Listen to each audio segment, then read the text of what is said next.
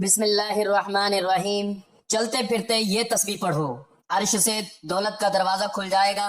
حضرت محمد صلی اللہ علیہ وآلہ وسلم نے فرمایا، ناظرین، اللہ تبارک و تعالی نے انسان کو اشرف المخلوقات بنایا، اسے عقل و شعور کی نعمت سے نوازا اور اس کائنات میں اپنا خلیفہ بنا کر بھیجا۔ لیکن اس عظیم منصب کے ساتھ ساتھ اللہ تعالیٰ نے انسان کو ایک ایسی نعمت بھی عطا فرمائی جو اس کی دنیا اور آخرت دونوں کو سنوار سکتی ہے، اور وہ نعمت ہے ذکر الہی۔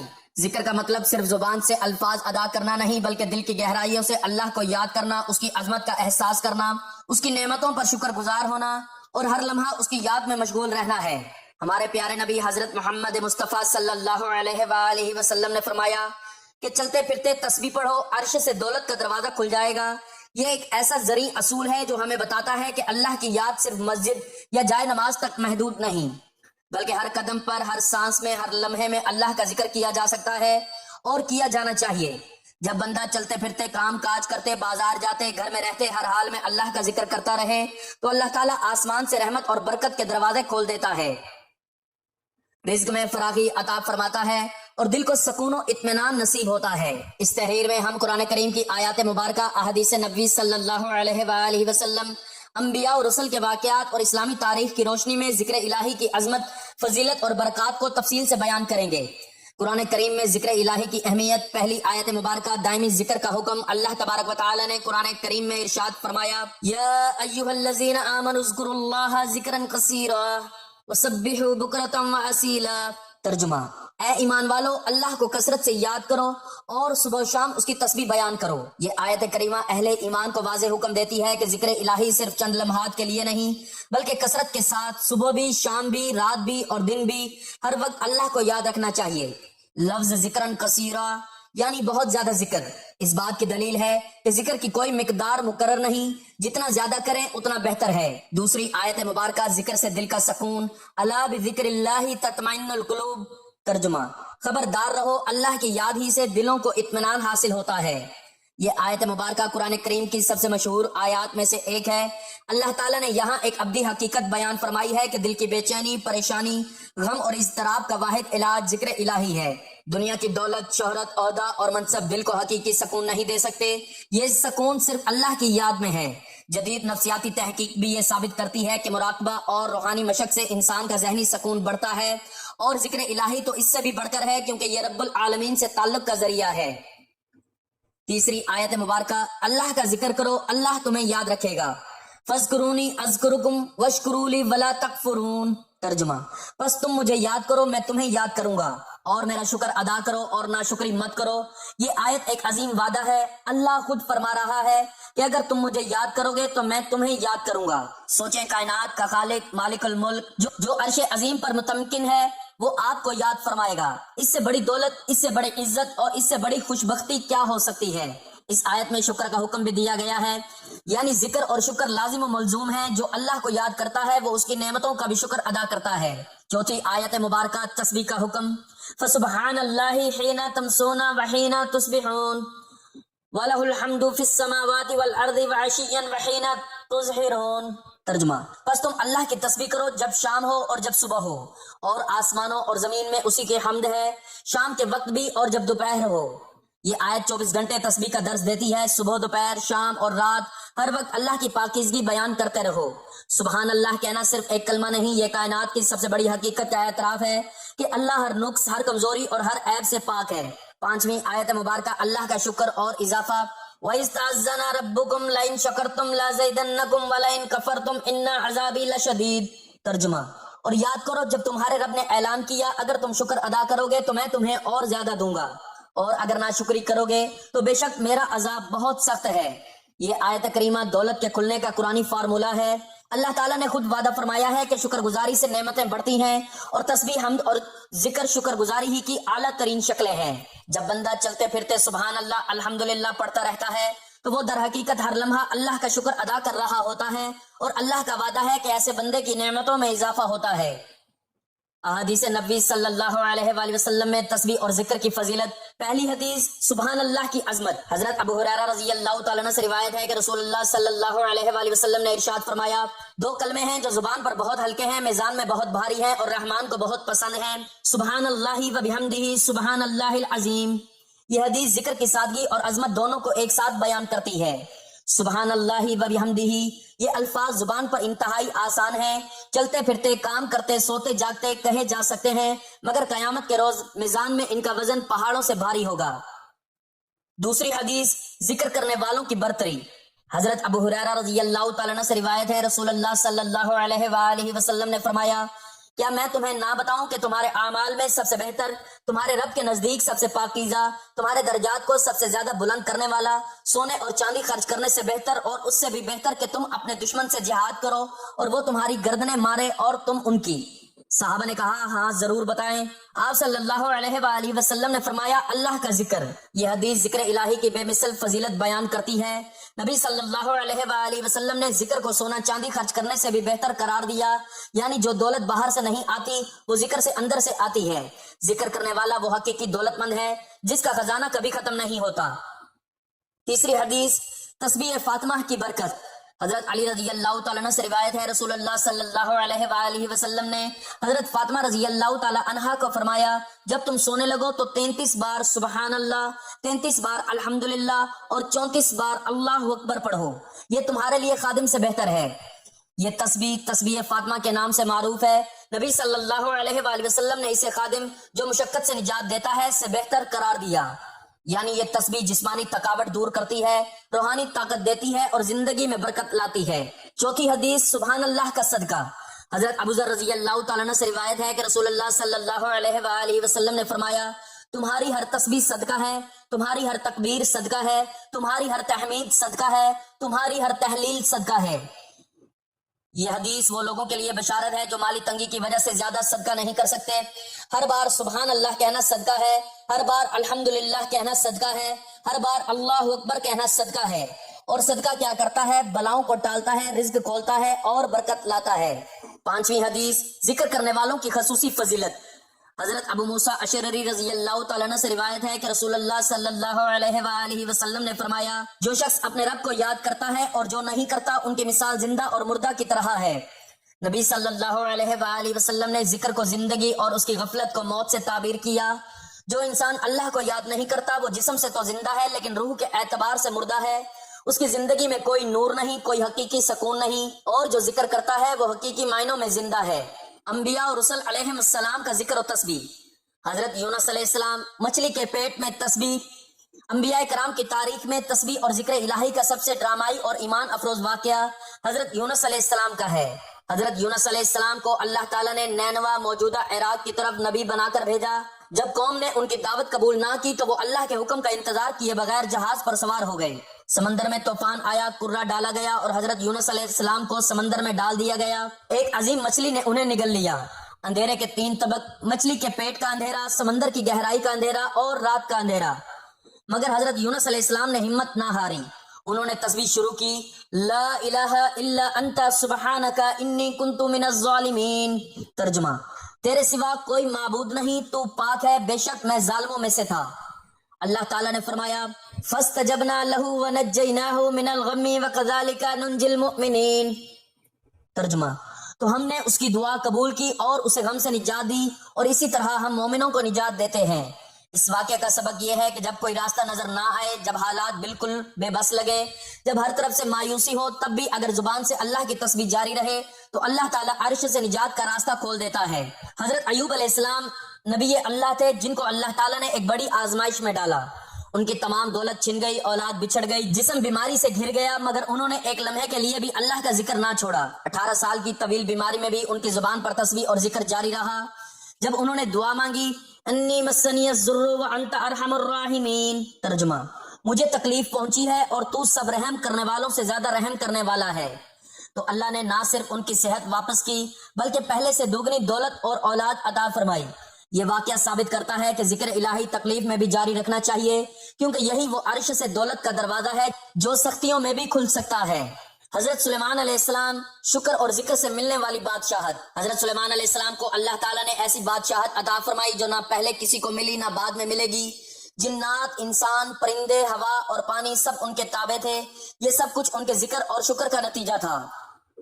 جب انمد انہوں نے ہدہد کی لائی ہوئی خبر سنی تو پہلا کلمہ جو ان کی زبان پر آیا وہ شکر الہی تھا۔ ربی اوزعنی ان اشکر نعمتک التی انعمت علی۔ ترجمہ: اے میرے رب، مجھے توفیق دے کہ میں تیری اس نعمت کا شکر ادا کروں جو تو نے مجھ پر کی ہے۔ حضرت سلیمان علیہ السلام کی دولت اور بادشاہت کا راز یہی تھا، ہر حال میں شکر اور لمحے میں ذکر۔ حضرت زکریا علیہ السلام 3 دن کا ذکر اور دعا کی قبولیت۔ حضرت زکریا علیہ السلام بڑھاپے میں بے اولاد تھے، انہوں نے اللہ سے دعا مانگی اور اللہ نے قبول فرمایا۔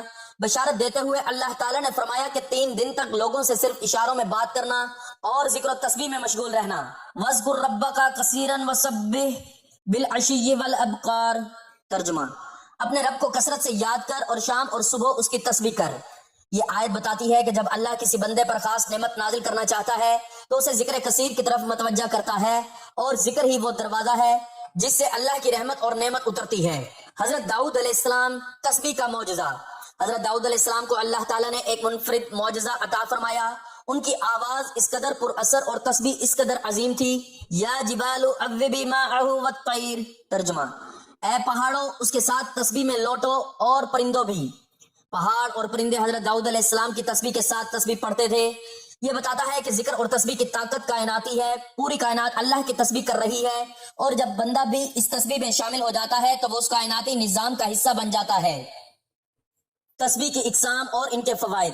سبحان اللہ، اللہ کی پاکیزگی کا اعلان۔ سبحان اللہ کا معنی ہے اللہ ہر عیب، ہر نقص اور ہر کمزوری سے پاک ہے۔ یہ کلمہ پڑھنے سے انسان اللہ کی عظمت کا اعتراف کرتا ہے، اپنے دل کو غیر اللہ کی محبت سے پاک کرتا ہے۔ فرشتے اس کے لیے دعائیں کرتے ہیں، اعمال نامے میں پہاڑ جتنا ثواب لکھا جاتا ہے۔ حضرت ابو ہریرہ رضی اللہ تعالیٰ عنہ سے روایت ہے کہ نبی صلی اللہ علیہ وآلہ وسلم نے فرمایا، جو شخص دن میں 100 بار سبحان اللہ و بحمدہ پڑھے اس کے گناہ معاف کر دیے جاتے ہیں، خواہ سمندر کی جھاگ کے برابر ہوں۔ الحمدللہ، شکر اور ذکر کا جامع کلمہ۔ الحمدللہ کا معنی ہے ہر تعریف اللہ کے لیے ہے۔ یہ کلمہ شکر الہی کا سب سے جامع طریقہ ہے۔ نبی صلی اللہ علیہ وآلہ وسلم نے فرمایا کہ الحمدللہ میزان کو بھر دیتا ہے۔ جب انسان الحمدللہ کہتا ہے تو وہ اللہ کی ہر نعمت کا اعتراف کرتا ہے، ناشکری سے بچتا ہے جو نعمتوں کے چھننے کا سبب ہے، اللہ کے وعدے کے مطابق نعمتوں میں اضافے کا مستحق بنتا ہے۔ اللہ اکبر، عظمت الہی کا اعلان۔ اللہ اکبر کا معنی ہے اللہ سب سے بڑا ہے۔ جب یہ کلمہ دل کی گہرائی سے ادا ہو تو انسان کے اندر سے دنیا کا خوف، دنیا داروں کی محتاجی اور مخلوق کا ڈر ختم ہو جاتا ہے، کیونکہ جب اللہ سب سے بڑا ہے تو کوئی بھی نہ رزق روک سکتا ہے نہ نقصان پہنچا سکتا ہے۔ لا الہ الا اللہ، توحید کا اعلان۔ یہ تمام ذکر کی بنیاد ہے۔ نبی صلی اللہ علیہ وآلہ وسلم نے فرمایا سب سے افضل ذکر لا الہ الا اللہ ہے۔ یہ کلمہ دل سے کہا جائے تو وہ تمام قدورتوں اور گناہوں کو دھو ڈالتا ہے اور رزق کے راستے کھول دیتا ہے۔ اسلامی تاریخ میں ذکر کی برکات کے واقعات۔ صحابہ کرام رضی اللہ تعالیٰ عنہم اور ذکر الہی۔